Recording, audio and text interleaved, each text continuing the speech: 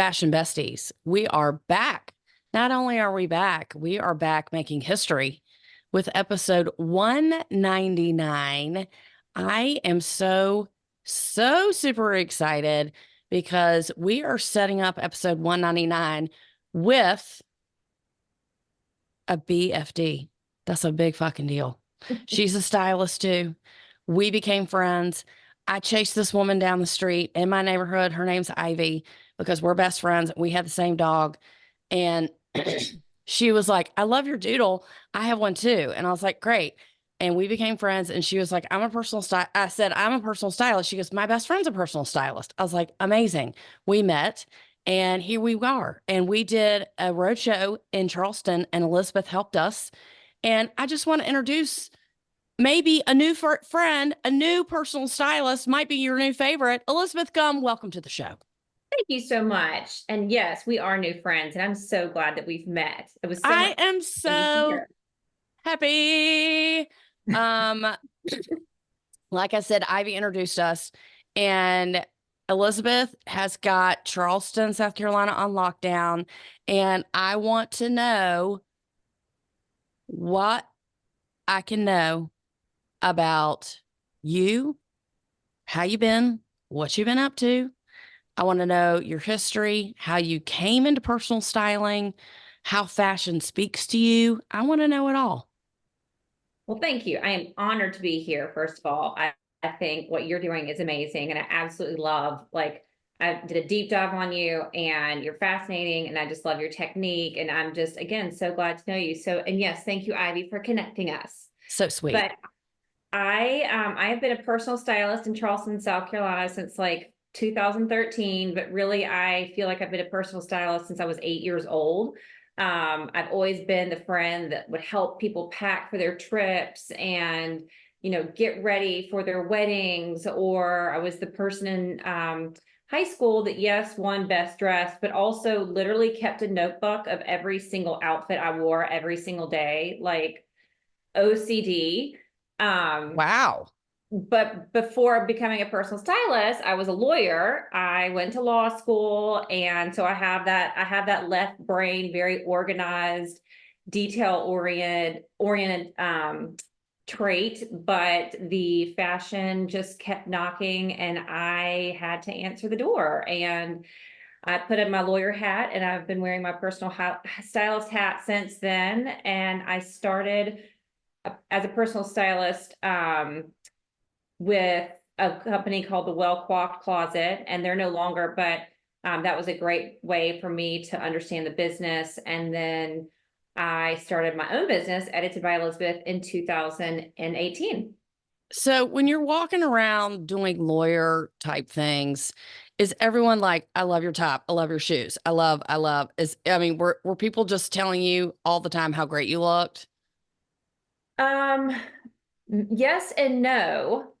No, because I had to silence the stylist inside of me. I could not be this loud. I felt like I could not be this loud, like fashion forward 26-year-old, female in the South that was an attorney and also just like dressed however I wanted. So that was stifled. But out and about, like at like conventions and whatnot, yes, at that point they'd be like, what is this, legally brunette? What are you doing? Why are you, I love it. I love it. that was a really good movie, by the way. So Love it. but Okay. yeah. So, all right. So you're like, I'm over this shit. I'm done. I love fashion. I love clothes. How do I make a career out of it? You work for someone else. How to go from working from someone for someone else to working alone? Were you scared? Were you like, I already know what to do? Yeah. Did you have a network of women? You're like, you need me, you need me, you need me.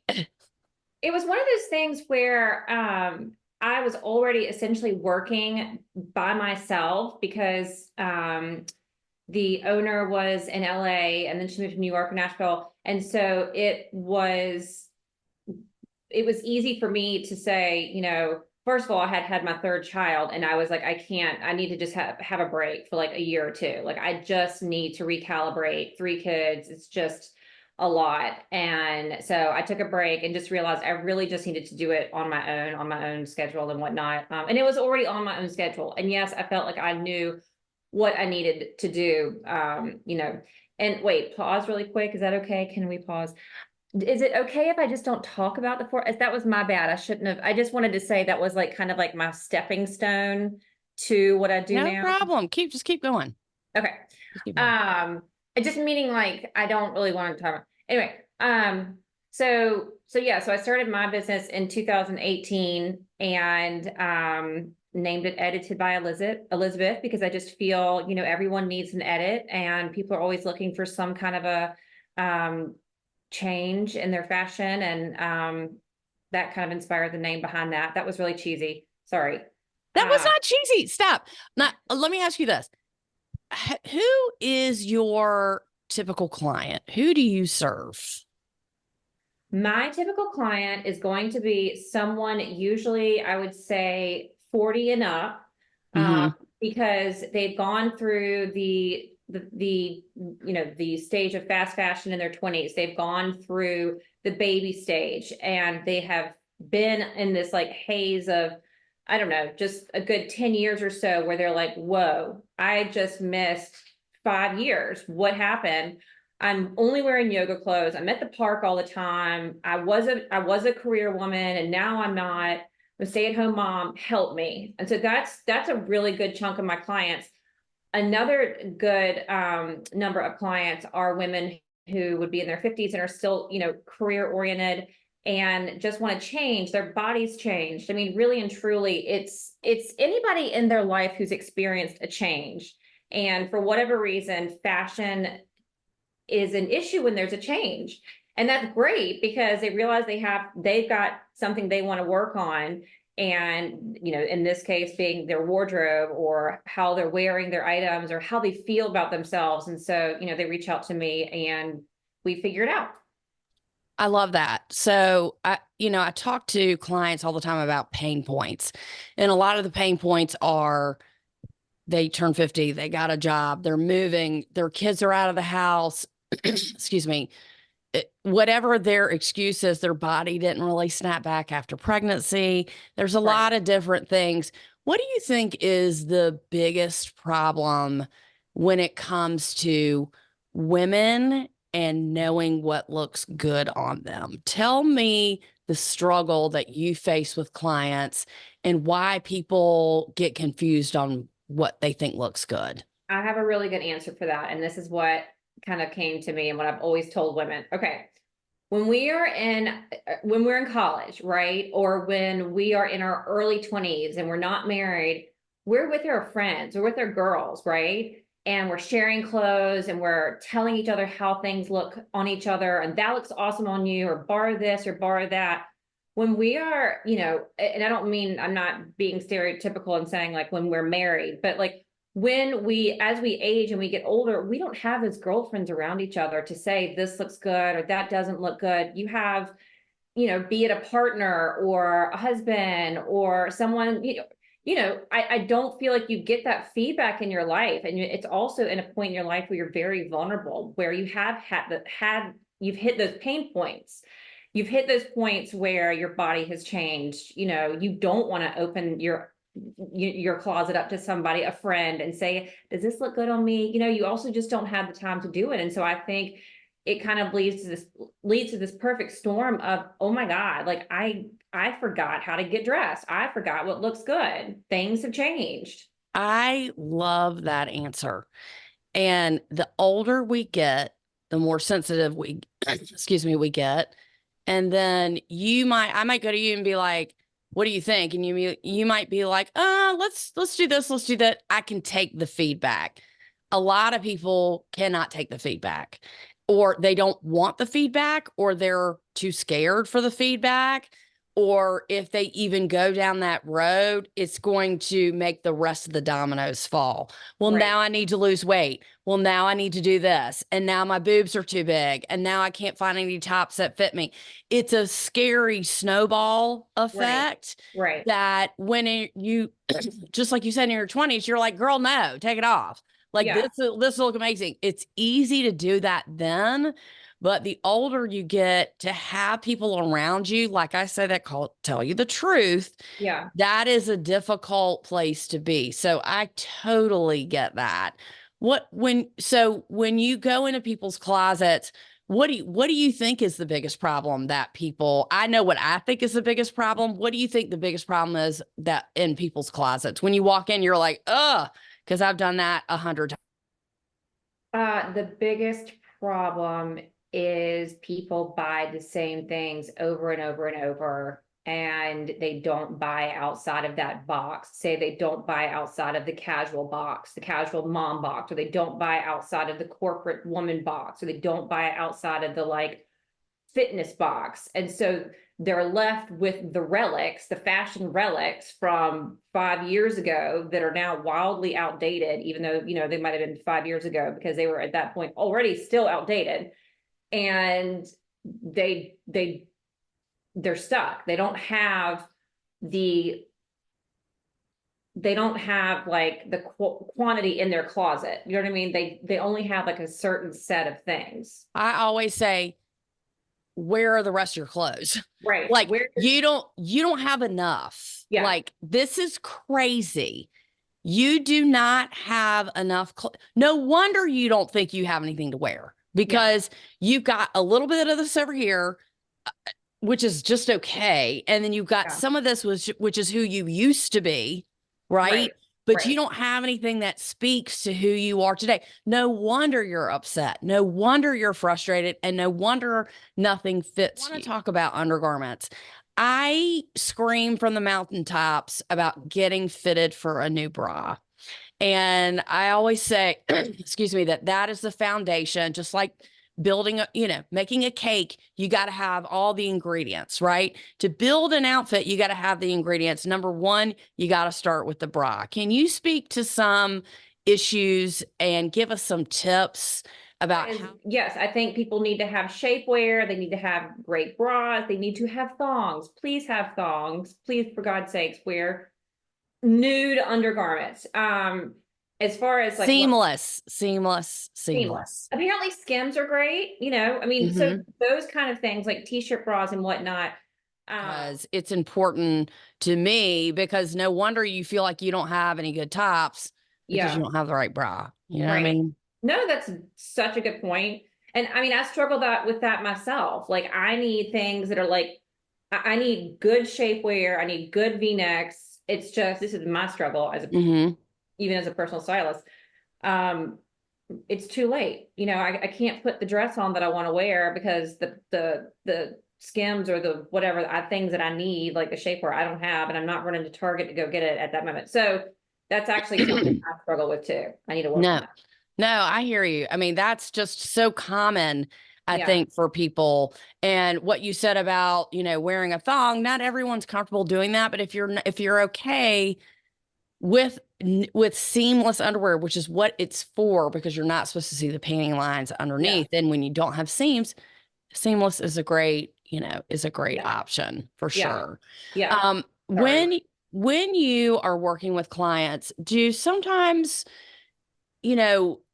do people really struggle with color, or like, I don't want to wear stripes? How do you handle something like that?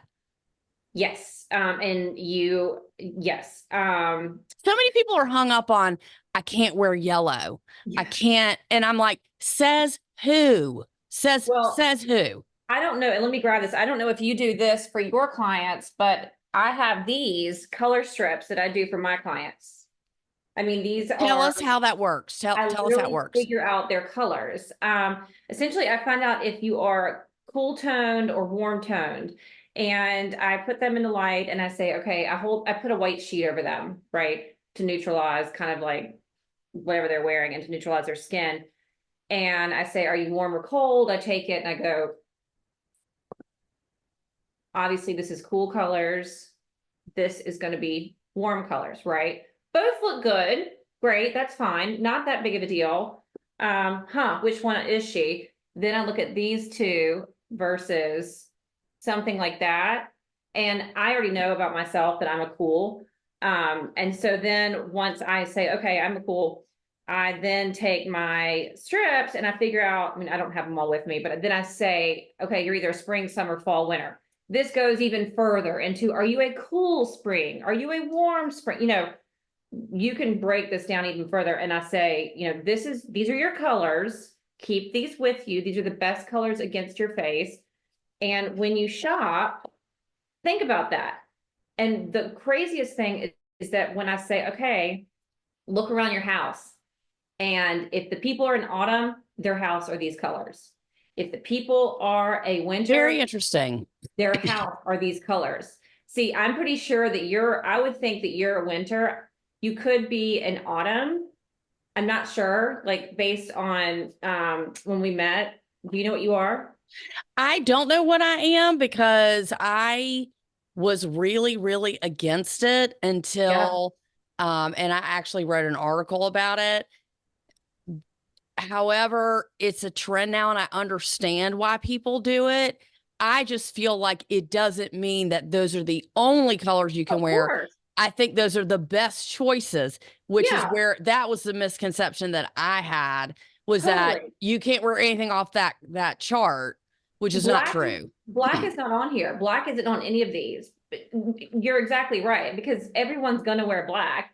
You know, that doesn't mean that you can, but it's just like what is kind of the best color palette? Just think about that, especially if people are stuck in like the oatmeal rut, meaning like it's all oatmeal sweaters or all, Neutrals. and I'm like, where's the color? So when you're holding up the strips, is it just what you and they think together? It brightens up your face. It just brightens it up your okay. It brightens up your face. Like autumn colors are just gonna fall flat. They're gonna do nothing. The lighter colors will just, I mean, it takes a while to kind of like see it with your eye, but it there are some signs behind it. So does it take a long time, or are you just like, hey, what do you think?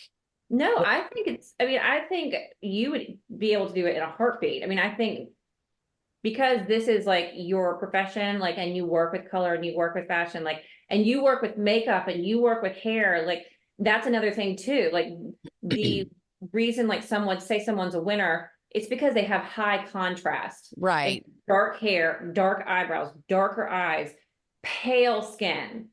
So like the winner and the winner and the well, anyway, there's a lot of contrast. If there's not a lot of contrast, like if it's just like, you know, pale skin, pale eyes, pale hair, then you're going to be something that doesn't have, the winter's going to have these like darker jewel tone colors that they just Mm-hmm. pop. Mm-hmm. This is an autumn. That's someone that's going to have more neutral features, less contrast, and they don't need these pops. It just doesn't work on them. And yeah, I think it's something that as a stylist, you can see that You easily. do that for everybody? Yeah. You do it for everybody. And so your trained eye says, I think this, and they say yes or no, Yeah. obviously. And then Yeah. you just, when you're picking clothes, you try to stay within that range, is what you're saying. Yeah. And then we look in the closet and we're like, oh my God, there are those exact same colors. And they'll say, that's my favorite color. Is it easy to get wrong sometimes? Sure. But like, but you work through it. And, I think the way that you and I talked about at dinner, it's not a super quick thing that we do for clients. I mean, it evolves. And colors also evolve as you age, depending on what your hair color turns, if you stop worshiping the sun, or if, it does change over time. So, Can you speak to us about pricing and how you explain to clients why things cost what they cost? That's a pain point that I've run into before, because if you don't shop a lot, everything's expensive. I mean, right. that's just what it is. How do you explain that to people, and how do you break it down for them of why things are expensive and versus not expensive? Well, we had talked about this too. We touched on it, and I think this is a really good thing to bring up. Is fast fashion, and also when people don't know how to shop, or when people don't want to go out and shop anymore, or they don't, so they sit there and they scroll and they scroll and they scroll, and they're just buying this fast fashion and they don't like it and they don't understand. Like, it's just the quality of these items are not worth it. As far as, breaking down the pricing of things, I do give people a range. Um, but they have to understand that like a nice quality dress that is a forever piece is going to cost money. And I'm very sensitive to people's budgets. And, if we have to break it down over time, as far as like the items that we're going to get, I always make sure to buy the classics first, like the basics, the classics. I try to stay away from a lot of prints. That's another thing that I'll walk into people's closets and I'm like, oh, prints, and I love a print.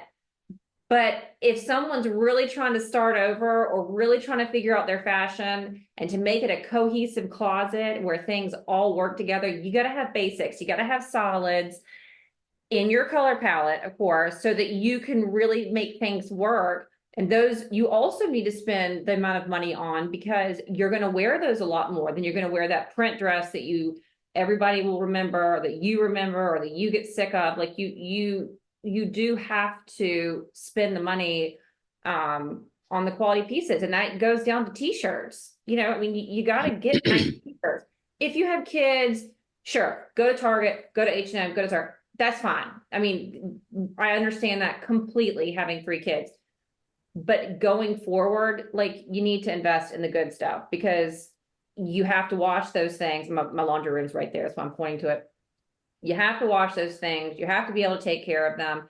Don't even get me started on the chemicals that are in these fast fashion products. So, and shoes, oh my gosh, you cannot buy cheap shoes. Forget that. Forget that. You have to have good quality shoes. Yeah. Again, there's a big difference between a $12 t-shirt and a t-shirt that is $85. And there's a reason for that. And if it's a t-shirt, if you wear t-shirts and you're going to wear it all the time, I do a formula called CPW, which is the cost per wear. If you pay $85 for that, price per wear. Yeah, you're going to wear it, and you're really going to get your money's worth out of it. When I think a lot of people get caught in the sale spin. Yeah. Speaking about print dresses or things that are a little wild that they'll think they'll wear, like, oh my God, this is crazy, but it's a good price and it's on sale. I'll find somewhere to wear it. And then it ends up in the closet with the tags on it. We were just speaking about Ensemble, who is a new friend of mine who I interviewed. Stay tuned to her for her interview. She only takes very high end, luxury items.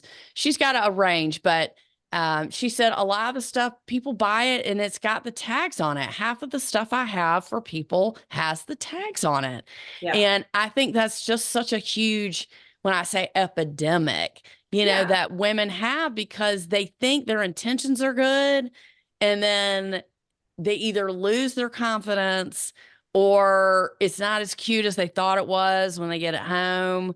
So I think people, it's cute on the influencer. It's cute on the girl on the on the Instagram. Oh Jesus. It's cute on the girl, that they see on there. And it is cute on her, but she's not your size. She's not your coloring. She's not your age bracket. Right. She's not economic. There are so many differences, and it's the scrolling. It's just the scrolling. And I'm so glad you brought up Ensemble, because I literally was just going to say, there is nothing wrong with not paying full price. You do not have to pay full price. I do not pay full price.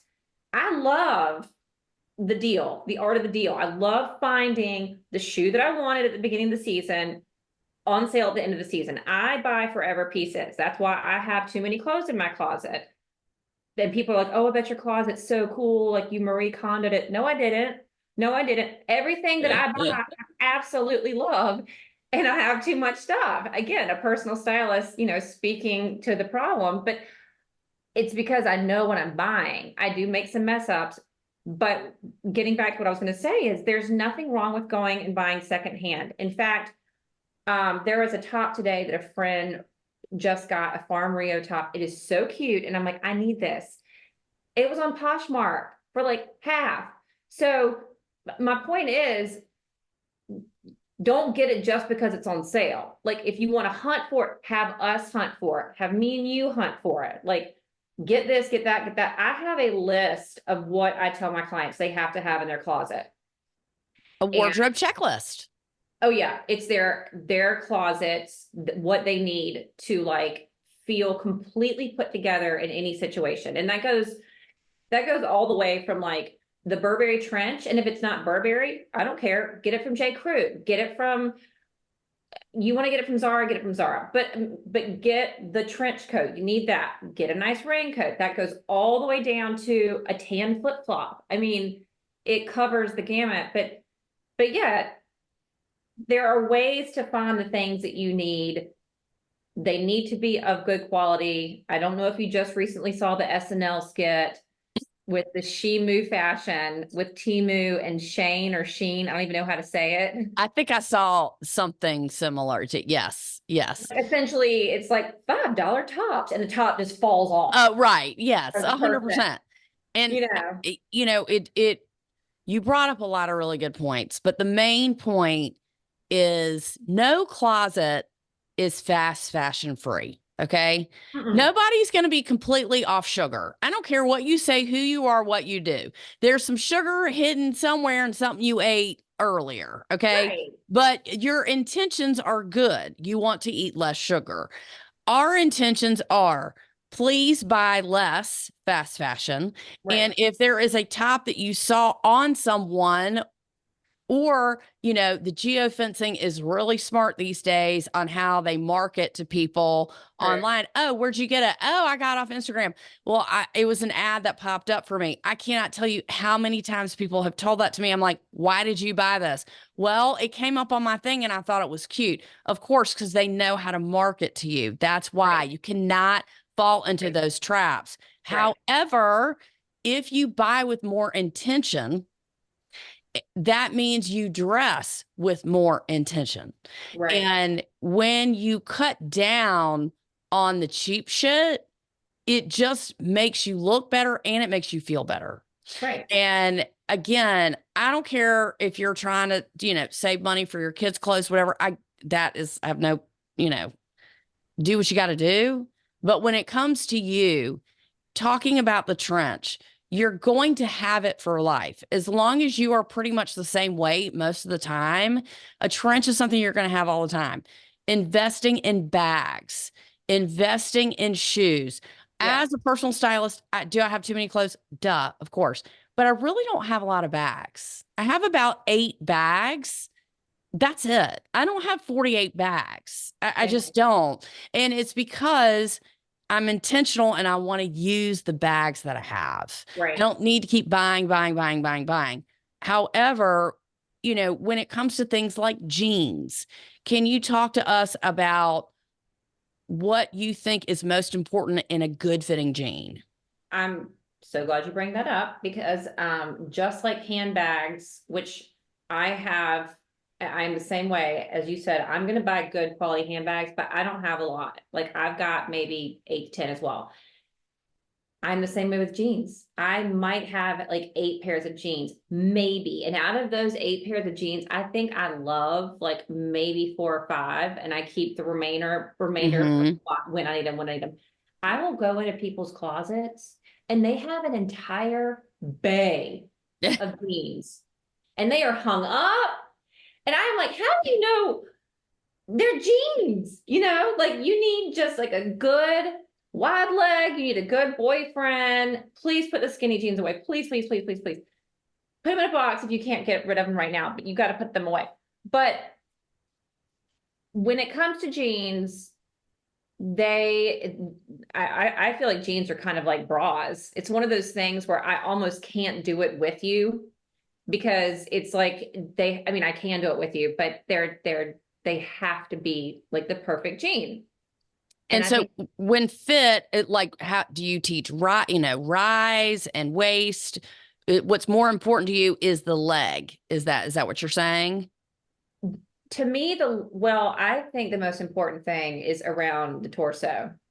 Okay. Personally, I just feel like if it looks good around the torso, um, and then I kind of my eye goes down to like say the thigh, and then I'm not really too worried about the bottom. Like, yes, if you like you need a wide leg pant, then we're working with wide leg pant, and then we can hem it if we need to. I don't really teach like the specifics.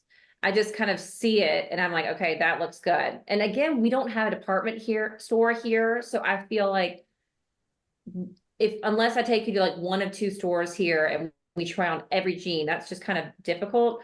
So a lot of times I'll go into people's closets and they'll say, well, do you like this one on me? Do you like this one on me? And I'm like, yes, I like this one. Now let's find something similar that's more updated.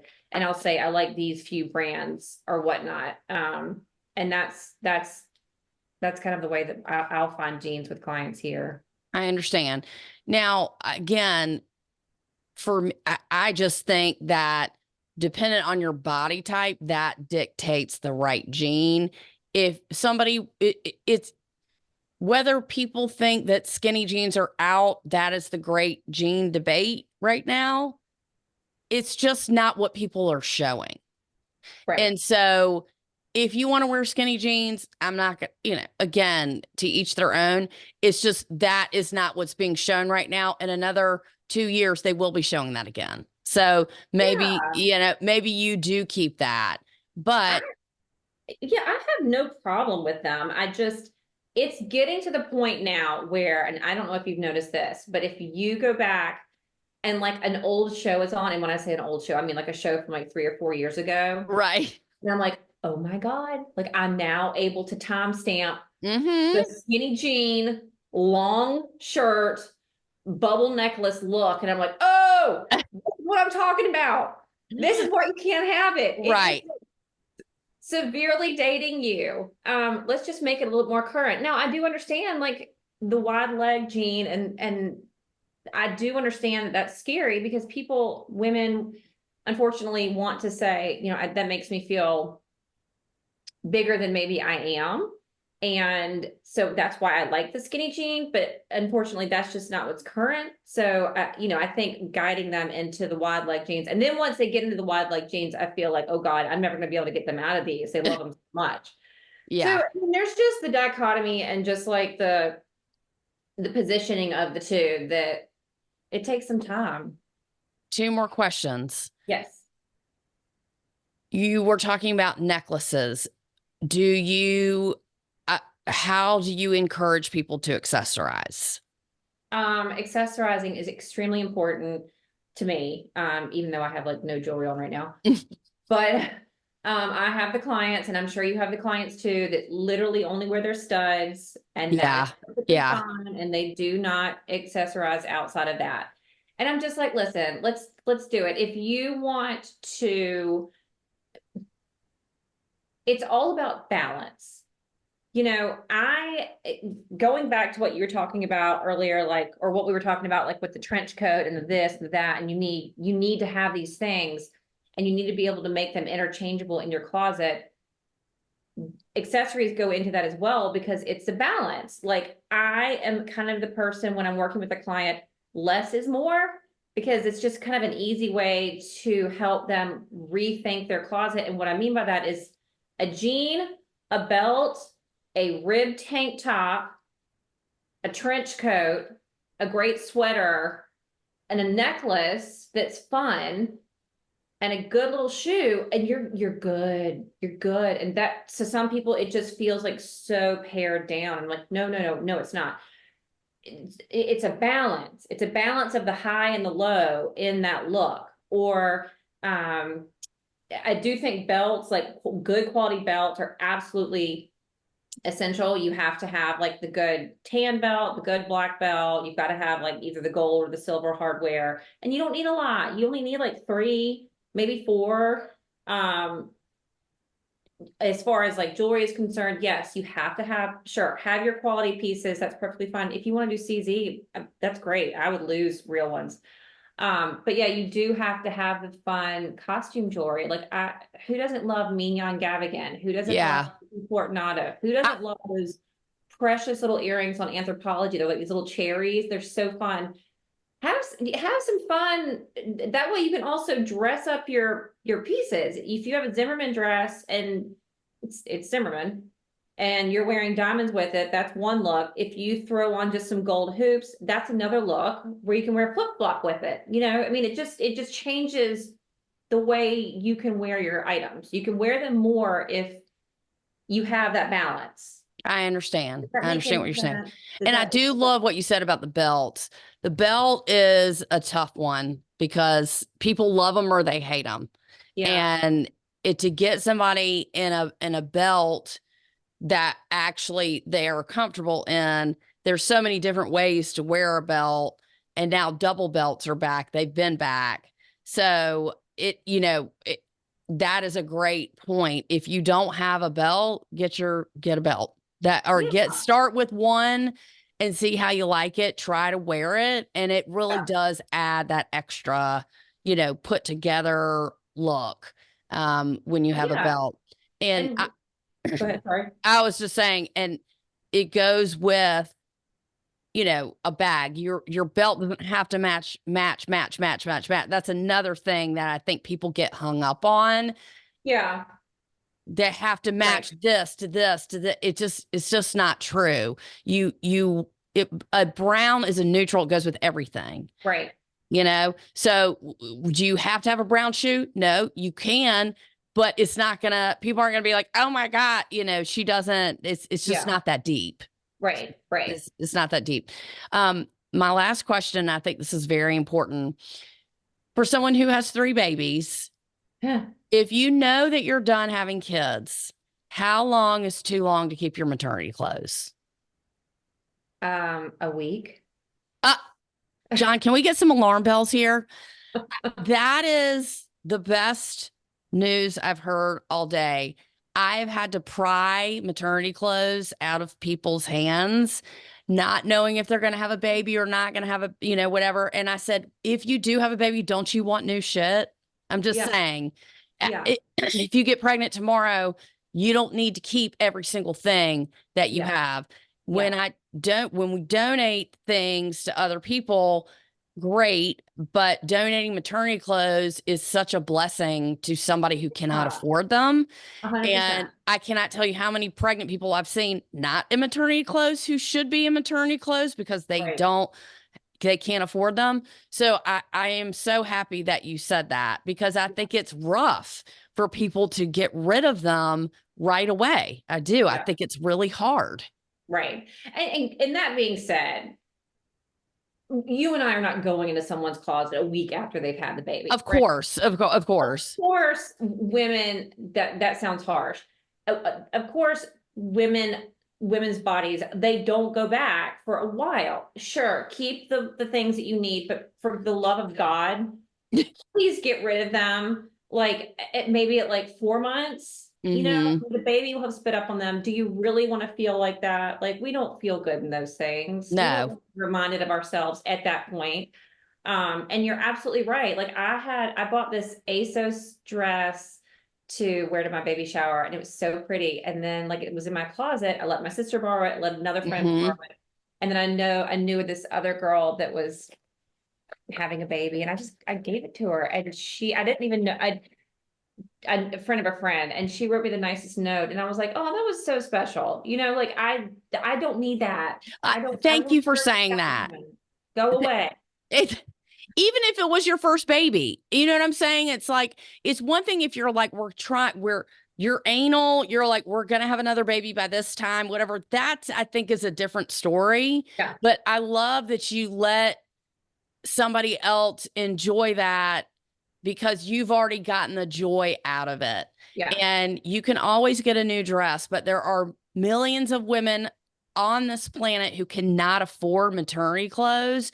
And Yeah. it's so nice when you do that. So thank you for backing me up on that. Yeah. We're out of time because we could talk forever and I have so many more questions, but I want to thank you for your friendship and setting us up in Charleston. We had a great time.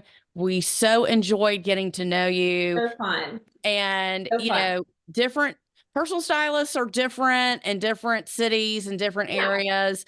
You know, we do things differently, but we can also learn from each other. And I think that's really 100%. important. You told me about the color thing. I need to get my ass in gear.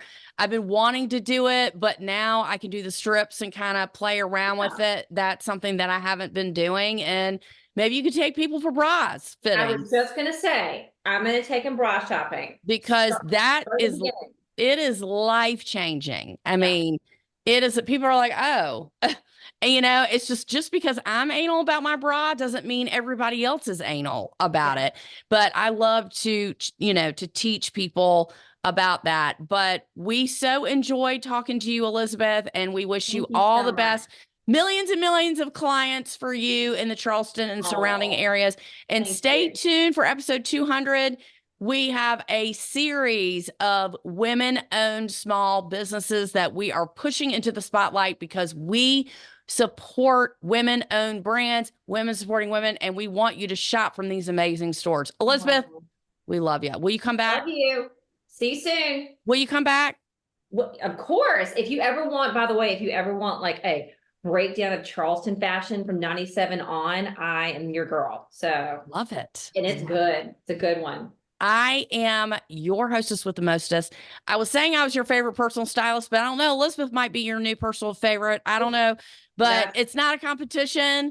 We hold hands over the finish line. We support each other, women supporting women. Thank you so much for listening. We got a lot of great things coming up. Episode 200. Woo woo. John, congrats. let's get some alarm here. Y'all have a fabulous, fashionable week, and we'll see you next week with episode 200.